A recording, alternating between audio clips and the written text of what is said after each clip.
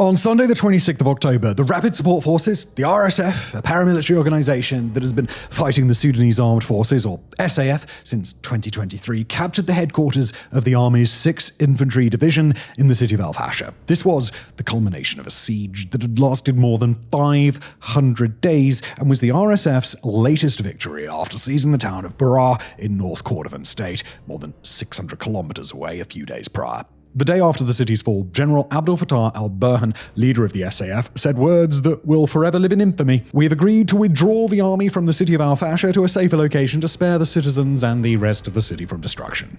This was more than just a general admitting his forces had lost a key military base or a strategically important city. It was an admission that the Sudanese government had functionally lost control of the country's western flank. The city's fall means that the RSF and its allies now effectively control Darfur, the arid western region of Sudan that's nearly the size of Spain. They also control parts of Kordofan in the country's central and southern region, and a border triangle between Sudan, Libya, and Egypt. The SAF, on the other hand, still has a presence near the border with Chad and mostly controls the rest of the country, including the capital Khartoum and the strategic Red Sea coastline. After securing Fasher, the RSF began putting out the kind of celebratory videos you'd expect from a victorious army. Soldiers jubilantly parading through the streets, guns in the air, praising their commanders and their fellow soldiers. However, in what has become a hallmark of the RSF, the videos quickly turned sinister. According to Human Rights Watch, dozens of videos were posted showing the RSF carrying out extrajudicial killings and other serious crimes against civilians trying to flee.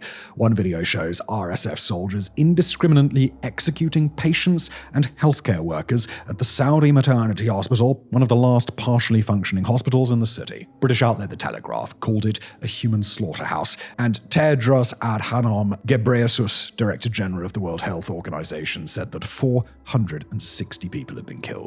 Nawal Khalil, a volunteer nurse at the hospital, told The Guardian, and we'll quote her here, "They killed 6 wounded soldiers and civilians in their beds, some of them women. I don't know what happened to my other patients. I had to run when they stormed the hospital." In another video, verified by the BBC, an unnamed man can be seen sitting amid dozens of dead bodies in a hallway before an RSF fighter fires a single shot, knocking the unarmed man to the ground, where he lays motionless.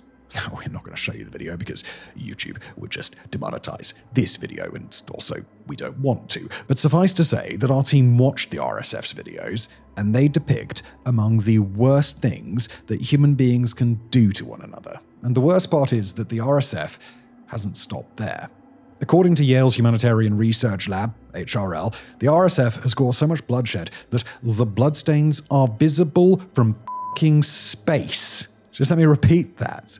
The RSF has killed so many people, shed so much blood, that it's visible from space, guys. There's something uniquely horrifying about that sentence because it implies that most of the civilians who hadn't escaped Fasher, most of whom are believed to be children, didn't survive, and that is a frightening thought. We have to point out here that the RSF had initially denied targeting civilians before their leader Mohammed Hamdan Dagalo, alias Hemeti, released a video on his Telegram channel apologizing to the residents of Fasher. He also urged the RSF not to kill captured soldiers or civilians. However, the videos that continue to come out of Fasher, often recorded by the RSF, indicate that his request is being ignored, as Hemeti may have always intended it to be.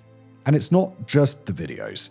Witness testimony and humanitarian organizations continue to paint a grim picture of the situation. The HRL accused the RSF of carrying out and we'll quote them here, systematic and intentional process of ethnic cleansing of Fur, Sakawa, and Berti indigenous non-Arab communities. The Sudan Doctors Network put it all in even starker terms, describing the situation as, and we'll quote again here, a true genocide.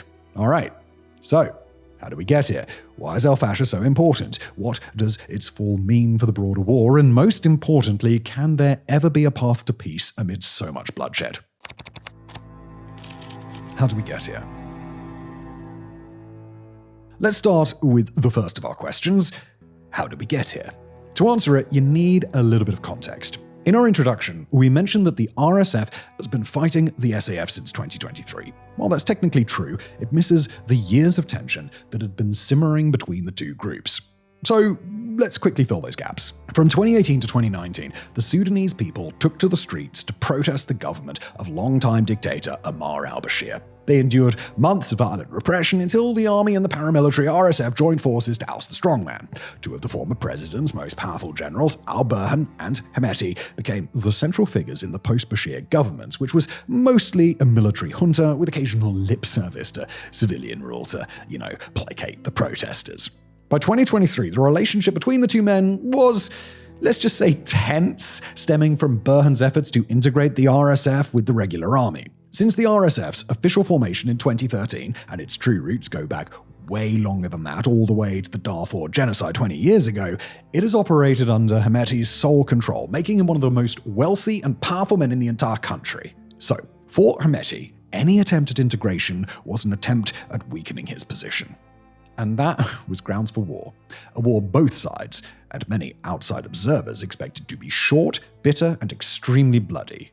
Grim spoiler alert, only 2 of those would turn out to be true. On the 15th of April, 2023, the RSF launched multiple attacks against the SAF, including in Fasher. To the army's shock, plenty of these attacks actually succeeded. The SAF were routed in much of Darfur and even driven out of Khartoum, although their forces would retake the capital earlier this year with major help from Islamist factions and Iran. Yet throughout this period, even when the RSF dominated much of Sudan, Fasher remained defiantly out of reach. The RSF had already attacked the city over 260 times, but was repelled by determined resistance each time. Fasher's resistance was particularly notable for 2 reasons. 1, it's located in the RSF's home territory, and 2, when the RSF had attacked other cities in the past, such as Zalangay, the capital of central Darfur, and home to the SAF's 21st Infantry Division, the soldiers had fled, allowing the RSF to take the city without firing a single shot. Fasher's defense rested on 3 pillars. First, the SAF's 6th Infantry Division, whose headquarters became a key symbol of the resistance. 2, local fighters from the Joint Forces of the Armed Struggle Movements, a coalition of former Darfur rebels who have fought alongside the Sudanese military since April 2024, and popular resistance groups recruited from the local populace. The latter group was made up of people who felt that they had no alternative but to defend their home. Zakaria Osman, a fighter affiliated with the SAF, told local outlet Darfur 24, and we'll quote him here, "Most of the fighters are from the city and have no choice but to carry weapons and defend it." The third, and perhaps most important pillar, was the resupplies from the SAF of ammunition, rations, and fuel meant to give the defenders a fighting chance against the RSF. Unable to break through these defenses, the RSF changed tactics, choosing a grinding attrition siege designed to break the city's will. In the end, Fasher endured one of the longest urban sieges yet seen in the 21st century, lasting over 500 days. The RSF began encircling it in May of 2024 and intensified its assaults after the SAF retook Khartoum in March. As part of that siege, the RSF launched a devastating shelling campaign targeting not just military installations, but also residential buildings. According to a UN report, the shelling was so extensive that in one neighborhood, residents were unable to collect the bodies of those who had died. It's important to note here that the UN report also accused the SAF of hitting civilian areas with artillery shells and airstrikes. Apart from the siege, the RSF sieged strategic locations near the border triangle where Sudan meets Libya and Egypt. This effectively cut off the supply routes to Fasher. Because of the territorial losses, the SAF's ability to resupply Fasher diminished greatly. According to the Sudan War Monitor, an independent outlet that has been tracking the conflict, the SAF recently tried to airdrop supplies, but part of the cargo fell into RSF-controlled territory, which, not exactly ideal, is it? And then came the walls. Yale's Human Rights Lab reported that the RSF was constructing an extensive earthen wall more than 31 kilometers long around the city, meant to trap the people inside and make it even harder to resupply the city. And even if the SAF had been able to adequately resupply Fasher, there was a deeper problem that couldn't be solved by airdrops. The defenders were running out of manpower. Those more than 260 attacks that we mentioned? Well, yeah. Those, and a near constant barrage of artillery, they'll drain a city's defenses. With the pillars collapsing, you have a city that's basically a domino teetering on its edge, waiting for the slightest push to topple into the surrounding chaos. That's exactly what happened when, according to the Sudan War Monitor, the RSF launched a coordinated, simultaneous attack from the south, north, and east, overwhelming the defenders, forcing them to retreat to the city's western neighborhoods. And then Fasher fell, and since then, the killing has not stopped. So we've answered the first of our big questions. How? Let's now get to the next one. Why? And now a quick word from our sponsor, me, or more precisely, my website, fronts.co. Have you ever found yourself thinking, there's just not enough content on WarFronts. 6 videos a week is just not enough for me. I want the world to be crazier. I want more war, more death. Well, 1, what's wrong with you? And 2, well, great news. Extra WarFronts content is now at your fingertips over at fronts.co. Look at that. Look at that. Yes, starting this very week, we'll be posting 2 exclusive videos every week to our new subscriber-only website, fronts.co. For just $5 a month, you'll gain access to brand new WarFronts content that won't be available on YouTube. Our first videos are already up, exploring topics as timely as whether Poland could win a war against Russia, and as timeless as how South Korea came to build the best tank on Earth. And to sweeten the deal, we're also asking our writers to contribute 2 in-depth written articles each week, exploring some unusual or less appreciated angle on geopolitics and warfare. So, not only will you get more of the videos you love, you'll also get a chance to read some of our writers' unfiltered takes on war news. So look, if you like this channel, you'll love fronts.co. Again, $5 a month. It helps support us here at Fronts, WarFronts, Political Fronts, and fronts.co. And nothing is changing here. I have learned from the mistakes of past YouTubers. We are not doing a paywall on any existing content. The 6 videos a week will be here for you just as before. It's all just gravy, baby. Don't know why I went all Austin Powers there. But yeah, fronts.co. Just go there. Good domain, right? It was expensive. Why Fasher? Now, as we mentioned in the introduction of the video today, with a recent victory, the RSF now controls most of Darfur, but territorial control, that's only half the reason or why they spent so much time and manpower to capture Fasher. The other half is symbolic and tied directly to the RSF's quest for political legitimacy. In February, the RSF and its allies signed a charter in Nairobi to form what they, with supreme irony, called a government of peace and unity, a parallel government to the Al-Burhan-led Transitional Sovereignty Council. The problem for the RSF is that no nation or international body has recognized its government. In fact, it's been the opposite. The AU condemned it, saying that it risked the fragmentation of Sudan, an opinion echoed by the UN chief, Antonio Guterres. This, to quote the Netflix show Money Heist, is where Fasher comes in. The city was the cultural and religious heart of the Sultanate of Darfur, a pre-colonial state which existed from the 17th to the 19th centuries. According to the Sudan War Monitor, the city is still locally referred to as Fasher al-Sultan, an indication of its regional preeminence. By capturing Fasher, the RSF now controls all 5 state capitals in the Darfur region.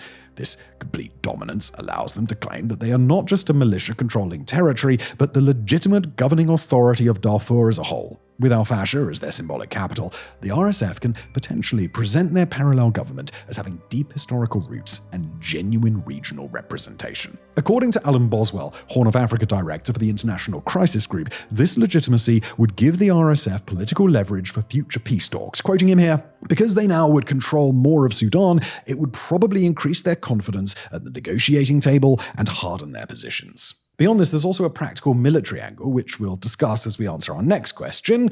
How will the fall of Fasher affect the broader war? With the city firmly in its control, the RSF can focus its energy on attacking SAF strongholds. This could result in renewed attacks on holdout positions in North Darfur or else on West, South, and North Kordofan, where, lest we forget, the RSF recently seized the town of Beraa. There's also the possibility that the RSF reassigns experienced Darfur fighters and logistics teams to threaten SAF supply chains, given how successful that very strategy was.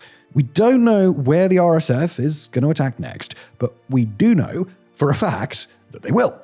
Abdul Rahim Dagalo, the RSF's second-in-command, said as much in a video released after the city's fall. Quoting him here, "Our liberation of Fasher is the liberation of Sudan, all the way to Port Sudan on the Red Sea coast. We are coming, and we are coming heavy."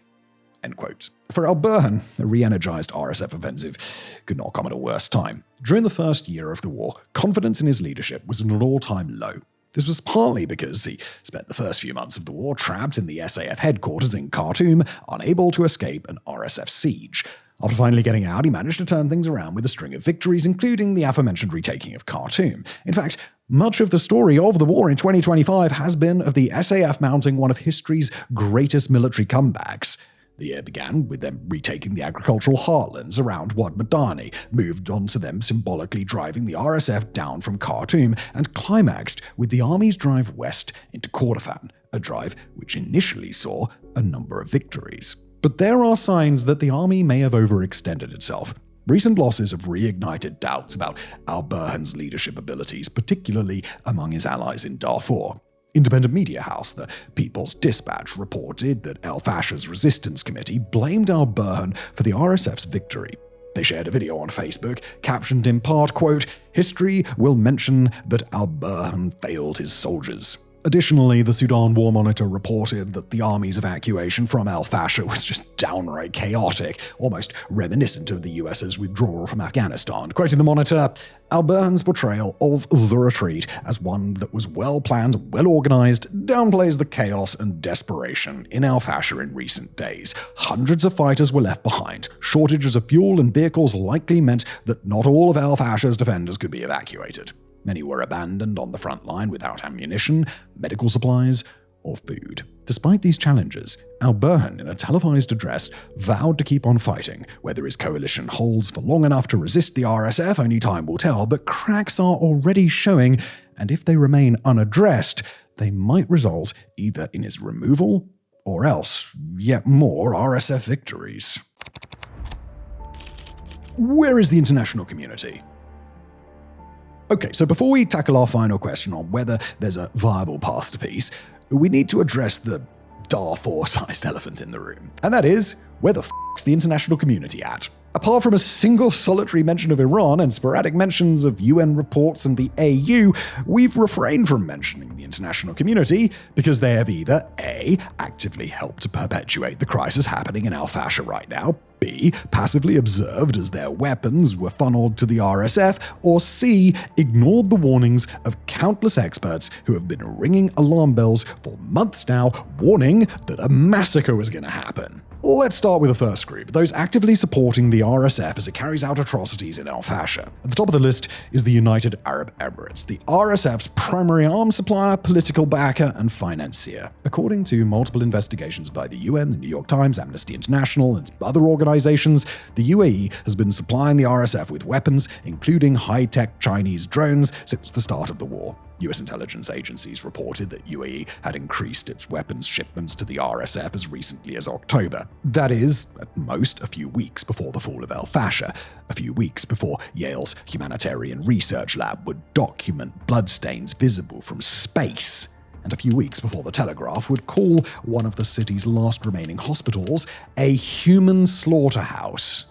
And given the UAE's close ties with the RSF, there's little doubt that they knew exactly what the weapons would be used for. We have to point out that the UAE has consistently denied supplying the RSF with arms, with one official telling Reuters, and we'll quote them here, "The UAE has already made absolutely clear that it is not providing any support or supplies to either of two belligerent warring parties in Sudan." But while it's good journalistic practice for us to include such a rebuttal, I mean, come on now.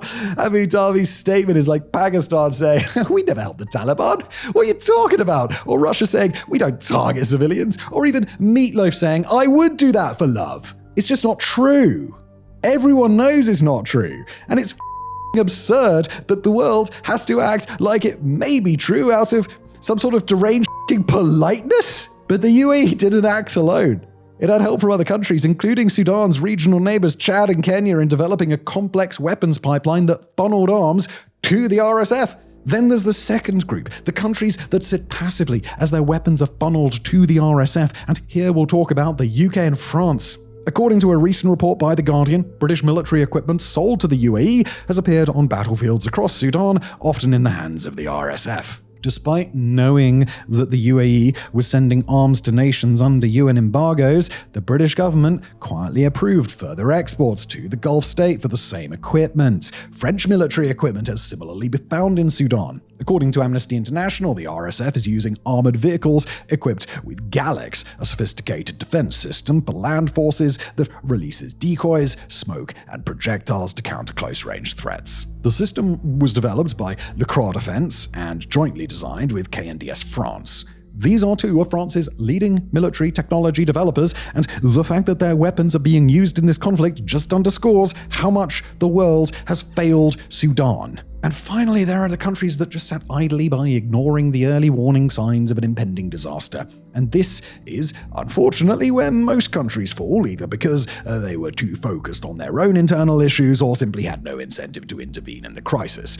But whether countries choose to bury their heads in the sand or not, they still have a legal obligation to act, especially if they're signatories to the Genocide Convention. Alex Dewal, a leading expert on Sudan and the executive director of the World Peace Foundation, put it this way: "Let us not forget the Convention on Genocide is the Convention on the Prevention and Punishment of Genocide, and there is an obligation on all states to act to prevent exactly the kind of massacres that we are witnessing in real time." If the world decides not to intervene, and by intervene we mean actively making an effort to stop what's happening beyond putting out impotent statements, then we risk seeing a repeat of what happened in Rwanda in 1994, in Srebrenica, Bosnia in 1995. In both cases, the international community had clear warnings that mass atrocities were imminent, chose not to act, and then spent years afterwards apologizing and promising we'll never do it again, we're so sorry. However, as the UN sadly note, never again has become time and again, and Sudan, which is already one of the worst humanitarian crises of the 21st century, seems destined to become the next example we use of a tragedy foretold. Yeah, intervention would have been difficult and expensive. Yeah, voters are war-weary. But can any of us really say that the world is a better place today with our Fasher in ruins and mass slaughter taking place? The RSF is a relatively low-tech force. Multiple nations in the West, but also in Africa, could have carried out operations against those surrounding the city. In 1995, it took less than a month of NATO airstrikes to break the siege of Sarajevo. Had even a mid-tier power wanted to, it could have broken the siege of Fasher in a fraction of the time. Instead, we're now watching as the international community wrings its hands and whimpers about how awful all of this is, when they could have stopped it all in the first place. Peace. Now look, in an ideal world, this should be the point in the video where we outline how Sudan can achieve a lasting peace as rousing music plays in the background. But, as Channel 4 US editor Anishka Asana put it, this war has been very resistant to peacemaking. There have been multiple attempts at finding a solution to this conflict, the most recent of which happened just 2 days before the fall of Fasher. The UK-based outlet Middle East Eye reported that on the 24th of October, representatives from both sides were in Washington for indirect talks expected to last through the weekend. However, according to Managing Director of Conflict Insights Group Justin Lynch, speaking exclusively with WarFronts, the situation in Fasher completely destroys the current iteration of the peace talks.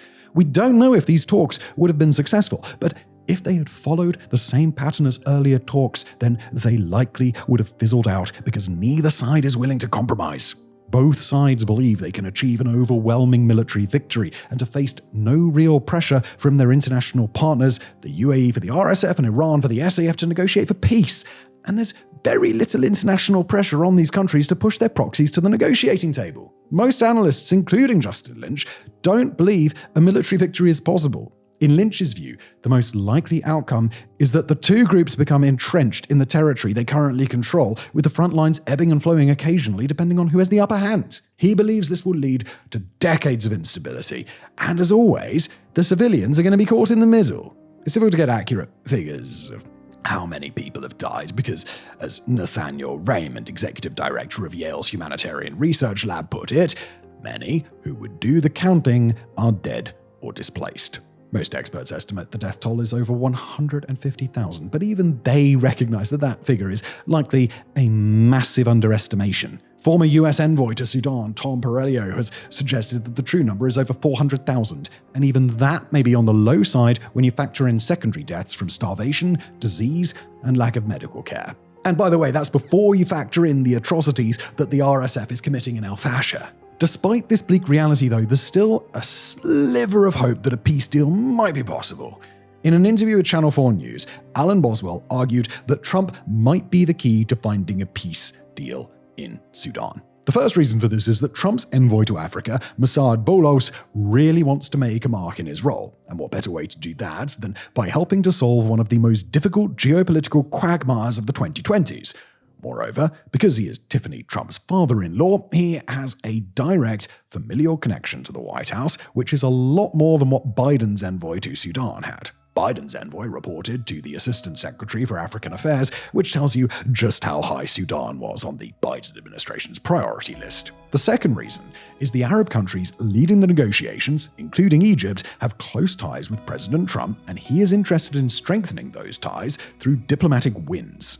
He recently praised Egyptian President Abdel Fattah el-Sisi for helping secure the Gaza ceasefire. Lastly, Boswell points to Trump's well-documented desire to end wars and win the Nobel Peace Prize as a reason why he might pay attention to this conflict. However, even with all these tailwinds, the diplomatic community still needs to do a lot of work to find a peace deal that won't be ignored the moment the photo ops are done, or that the warring parties will even accept. General al-Burhan rejected their best efforts so far, a 3-month ceasefire to deliver humanitarian aid, followed by 9 months of transition to civilian rule, saying that it disrespected Sudan's sovereignty. According to Justin Lynch, such a peace deal will require a lot more creativity and bold decision-making than they have shown in the past. Quoting him here, "I think there are a lot of diplomats and officials who act trying to be rational, trying to find a reasonable solution.